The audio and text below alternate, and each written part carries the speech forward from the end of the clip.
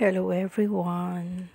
Ito yung kabataan ni Minggoy. Nahuli kasi siyang nakadapa sa laptop kaya pinababa. Ito yung in hits season niya.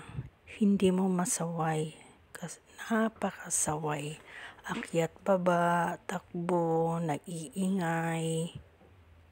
Buong araw siyang ganyan. Araw at gabi napakaingay. Ayaw din kumain kaya naawa kami sa kanya dahil payat na talaga siya pag naka-inhit siya. Dinidistract pala siya ng bola dyan para bababa siya.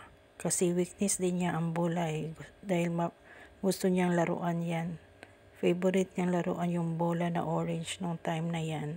Kaya pinag-usapan naming pamilya na ipa-neuter na talaga siya para hindi makadisturbo sa ibang tao.